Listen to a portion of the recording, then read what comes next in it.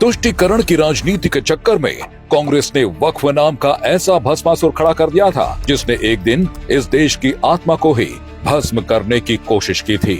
यानी इस देश की संसद पर कब्जा करने तक की कोशिश की गई थी। उसी वक्फ नाम के भस्मासुर के अंत के लिए है वक्फ संशोधन विधेयक 2025।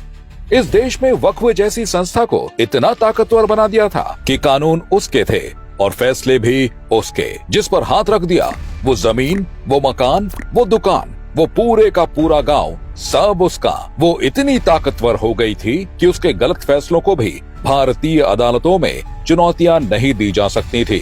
वक्फ बोर्ड की मनमानियों का आलम यह था कि संसद भवन जैसी राष्ट्रीय धरोहर तक पर उसने कब्जा करने की कोशिश की। वक्फ बोर्ड की ताकत का अंदाजा इसी बात से लगाया जा सकता है कि उसके पास रेलवे और रक्षा मंत्रालय के बाद सबसे ज्यादा जमीन है, करीब 9.4 लाख एकड़ जमीन। लेकिन सवाल ये है कि इतनी जमीन इसके पास आई कैसे?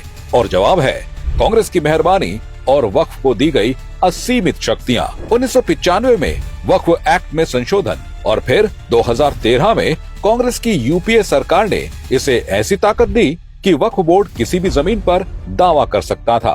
तमिलनाडु में 1500 साल पुराना हिंदू मंदिर और उसकी 300 एकड़ जमीन को वक्फ ने अपनी संपत्ति घोषित कर दिया। महाराष्ट्र में कई हिंदू मंदिरों और संस्थानों की जमीनें वक्फ ने अवैध रूप से हथिया ली। मामला कोर्ट तक गया, लेकिन ट्रिब्यूनल का कानून बाधा बन गया।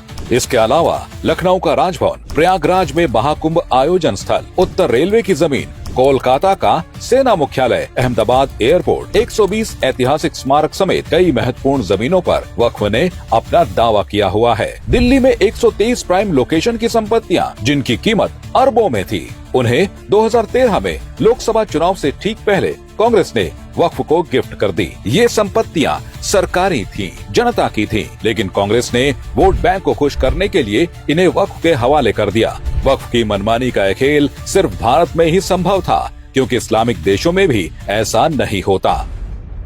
पाकिस्तान, सऊदी अरब, तुर्की, मिस्र जैसे देशों में वक्फ को इतनी खुली छूट नहीं है। वहाँ सख्त कानून है। वक्फ जैसी कोई संस्था आपकी जमीन नहीं छीन सकती। लेकिन भारत में कांग्रेस ने वक्फ को ऐसा हथियार बना दिया कि कुछ सालों में ही इसकी संपत्ति दोगुनी हो गई। कांग्रेस का तर्क था कि वक्फ गरीब मुस्लिमों के लिए है, लेकिन सच ये था कि कांग्रेस ने इसे भू माफियाओं का अड्डा बना दिया था।